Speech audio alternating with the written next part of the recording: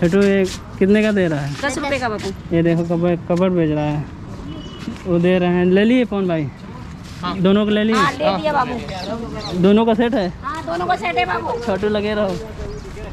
लगभग यहाँ से 1 किलोमीटर की दूरी, 1 किलोमीटर की दूरी होगी। अभी हम लोग यहीं पर चेकिंग की, सिक्योरिटी चेकिंग की वजह से हम जो है रोक दिए। अगर आते हैं इधर तो यहाँ आपको पीछे हमारे पीछे उधर साइड में गाड़ी जो है पार करनी पड़ेगी।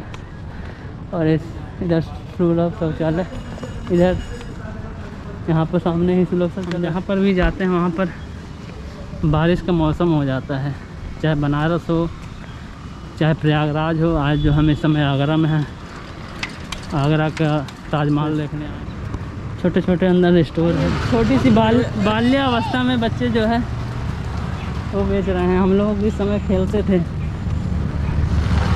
आज की जनरेशन कितनी फास्ट है आप सोच भी नहीं सकते। जब आप उठे नहीं होंगे तब तक यहाँ पर ये लोग कुछ ना कुछ अपना सेल करके कुछ यहाँ पर अपनी जीवन यापन करने के लिए कुछ ना कुछ ही सभी लोग कर रहे हैं। टूरिज्म में प्लेस होने से यही एक फ़ायदा होता है, आसपास के क्षेत्रों का विकास बहुत तेज़ी से होता है।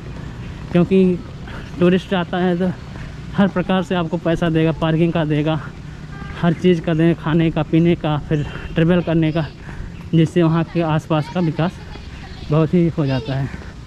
तो गवर्नमेंट को चाहिए कि लगभग जहाँ भी टूरिस्ट प्लेस है वहाँ पर डेवलप करता रहे और अच्छी अच्छी फैसिलिटीज़ प्रोवाइड कराती रहे। क्योंकि बहुत स्थान पर बहुत बेसिक अभी कमियाँ हैं जिससे कि देखा गया है। अब हम पहुँच रहे हैं। अगर आप जो है किसी से शूज़ कवर लेते हैं तो 10 रुपये और 20 रुपये भी देगा। थोड़ा और अंदर आएंगे तो वही कवर आपको 5 रुपये का आपको उपलब्ध होगा। तो ये सब ध्यान देने योग्य हैं। कुछ चीज़ें होती हैं जो बेसिक, क्योंकि हम लोग निकलते ही नए जब टूरिस्ट होता है तो उसको पता नहीं होता है क्या करना है क्या नहीं करना है। तो उससे क्या होता है कि वो जल्दी से हर चीज़ जो परचेज करने की या जो है हर स्थान पर पार्किंग करने की या कुछ भी करने के लिए उतावला रहता है। कोरोना काल में आप अगर देखोगे तो मिनिमम लोग मास्क पहने हुए हैं।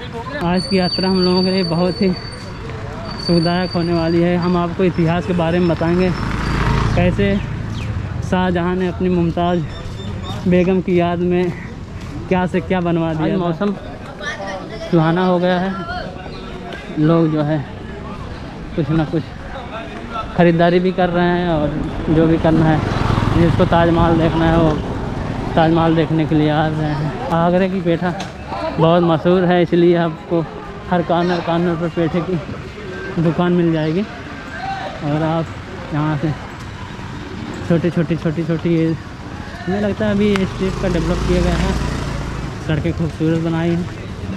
टूरिज्म में टूरिस्टर आज तो कम ही हैं और हमें ऑनलाइन लगता है टिकट करना पड़ेगा।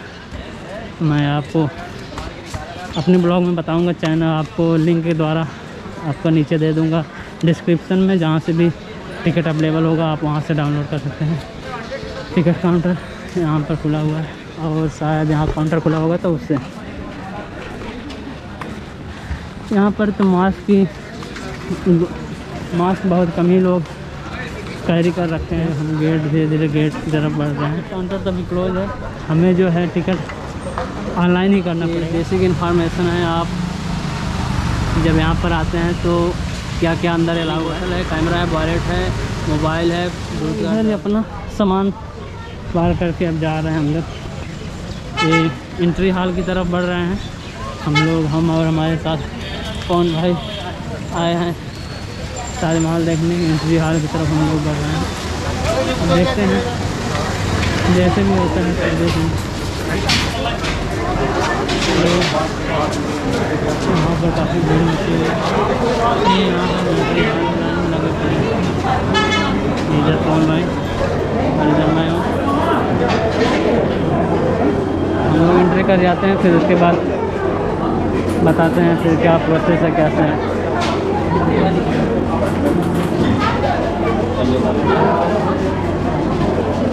यहाँ पे मुझे फॉरेनर और इंडियन का अलग अलग लाइन ही नहीं हो रही है। लगातार ये बारिश शुरू हो गई है। हम लोग अभी सिक्योरिटी जांच के लिए यहाँ पर खड़े हुए हैं। देखते हैं कैसे हाल चाल है आपके? हम लोग एंट्री कर चुके हैं। अभी हमारे एंट्री हॉल का ये गैलरी पहुँचते हैं। पावर बैंक भी अलाउ नहीं किया है, देखते हैं जल्दी जल्दी में लग रहा है कवर करना पड़ेगा, नहीं तो ये बाहर का यहाँ से व्यू दिख रहा है और ये पहुँच रहे हैं अंदर की तरफ। हमारे भाई उधर पीछे रहे आ गए हैं।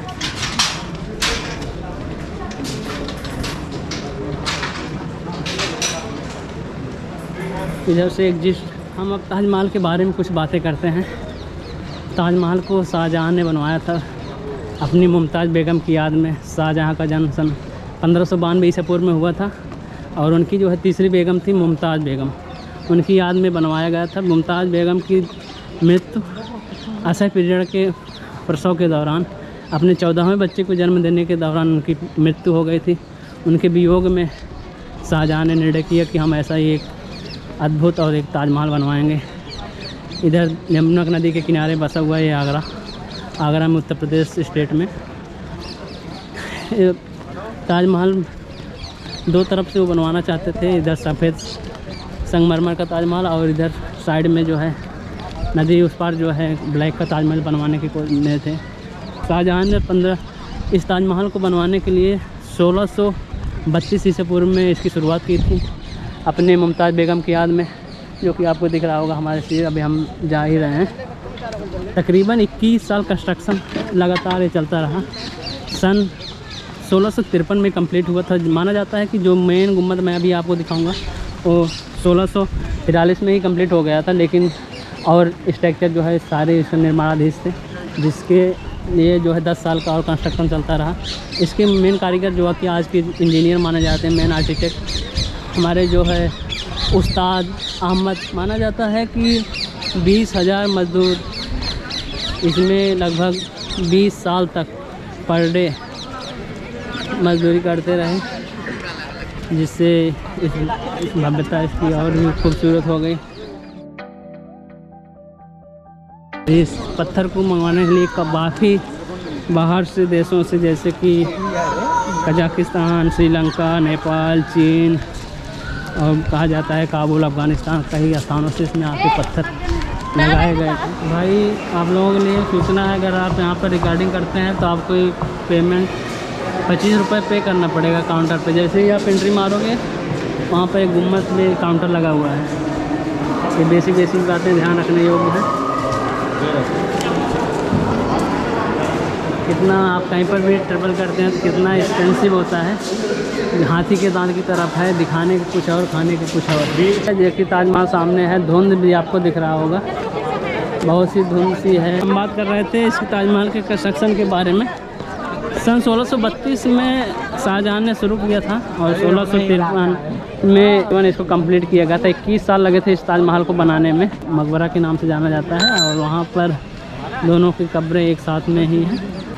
शाहजहाँ 1628 से लेकर 1658 तक राज्य किया था। जो है आज हम इस समय 2021 में हैं, तकरीबन लगभग 500 वर्ष होने जा रहे हैं इस खूबसूरत नज़ारे को देखने के लिए। हम लोग आज दिल्ली से आए हुए हैं। जब ये कंप्लीट हुआ था तो उसके बाद माना जाता था 1658 के बाद उनके पुत्र थे औरंगजेब, अपने पिता को कैद कर लिए थे और उनको जेल में डाल दिए थे, जिससे उसके बाद शासन औरंगजेब का हो गया। ये मेन गेट है। ये गेट बताया जाता है कि 120 फीट हमें लगता है, तो उस समय से 120 फीट की होगी, लेकिन इस समय तो मुझे 120 फीट नहीं लग रहा है, तकरीबन 50 फीट का इसकी हाइट है। 70 फीट हमें लग रहा है कि जब कंस्ट्रक्शन हुआ था उस समय से काफ़ी बहुत 500 साल हो गए हैं। धीरे धीरे इस समय ऊपर आ चुका है। ट्राइपॉड या समथिंग ऐसे कुछ अलाउ नहीं है।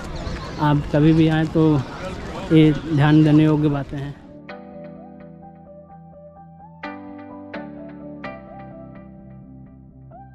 खूबसूरत अपने आप ये जो है विश्व के 7वें जो विश्व के 7 धरोहर हैं उसमें से एक अपना ये भी स्थान रखता है।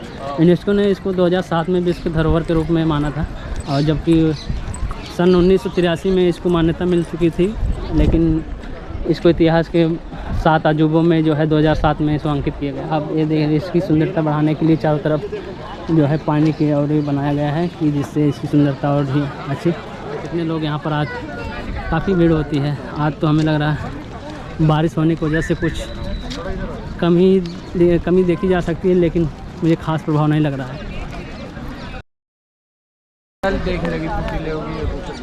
पवन भाई फ़ोटो कलेक्शन कर रहे हैं, ये भी एक सही है, फ़ोटो कलेक्शन करते रहेंगे भाई।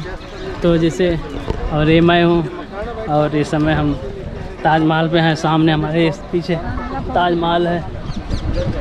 हम लोग इस समय दिल्ली से लगभग तकरीबन 4 घंटे ड्राइव करने के बाद 200 किलोमीटर यात्रा करने के बाद हम लोग आगरा पहुँचे हैं।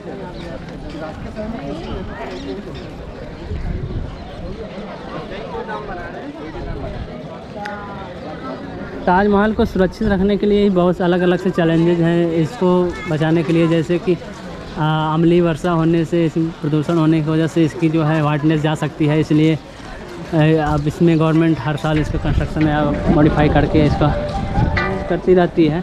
रिमझिम बारिश हो रही है, हमें लगता है बारिश की वजह से हम बहुत ज़्यादा तो कवर नहीं कर पाएंगे, क्योंकि बारिश तेज़ होने वाली है। और पवन भाई हमारे कुछ बोल ही नहीं रहे हैं, तो फ़ोटो ही पे लगे पड़े हैं। कुछ बोलोगे ताजमहल के बारे में? कुछ आपकी राय क्या है, कुछ आप बताना चाहोगे? वो तो सब जानते हैं ताजमहल किसके याद में बनाया गया था। भाई कह रहे हैं ताजमहल सब जानते हैं किसकी याद में बनाया गया था, मुमताज़ बेगम।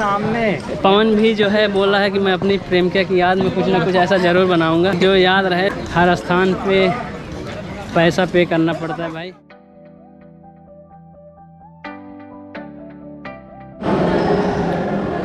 हम इस समय से मस्जिद में हैं।